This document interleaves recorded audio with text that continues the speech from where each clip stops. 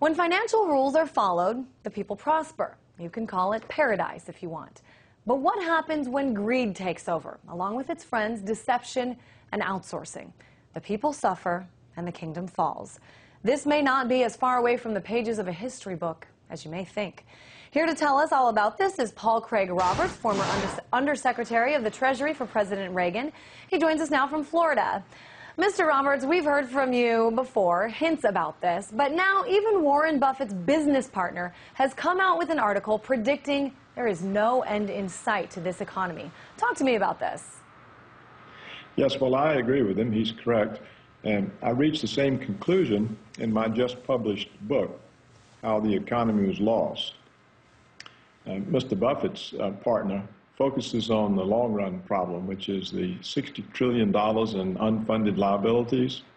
And this is a problem because the Wall Street and the corporations have moved so many high-productivity jobs offshore, and with them, the American technology, so that the economy has lost the ability to create the kind of growth that would produce tax revenues that would make those $60 trillion in liabilities fundable.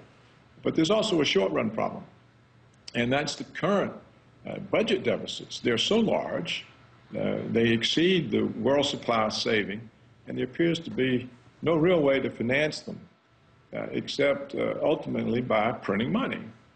And when the rest of the world, our creditors, perceive that, then the dollar status as reserve currency is in doubt.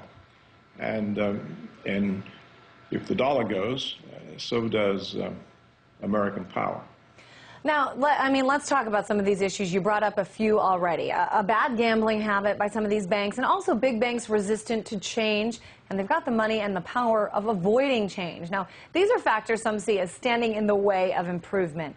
Give me some other things, really, that are preventing us from going in the right direction.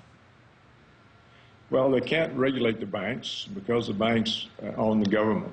They fund the campaigns that the politicians are dependent on the money. So we see there's been no success in re-regulating the banks that produce this crisis. There doesn't seem to be any prospect of closing the budget deficit or the trade deficit because so much production for the American markets is produced offshore. So when you move your own gross domestic product offshore, you move with it the incomes of the people and their purchasing power. So that's why they can't get the economy going. That's why the stimulus program has no effect. That's why the unemployment is still high and rising. They don't address what the problems are, and the traditional remedies cannot deal with the fact that they've offshored so much of the American economy. Let's look at history, though. We have seen over time a certain ebb and flow to the economy. Things improve, then they get bad, and they improve again. Isn't it possible that's just what we're seeing here?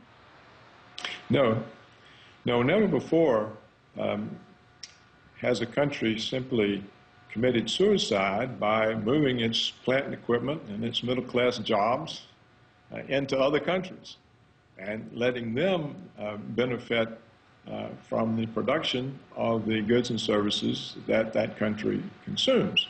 So every time you move American production offshore to China, for example, it comes back as an import and worsens the trade deficit. And every time you move the production of a good and service abroad, you take that job and that career away from an American, and there's no substitute jobs and careers.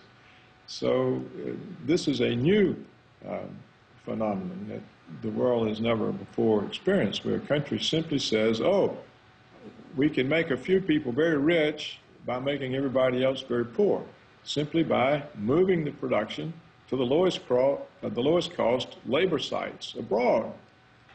Well, this doesn't work. So it may well be the United States will never reach the intermediate run or the long run that Mr. Buffett's business partner is concerned about.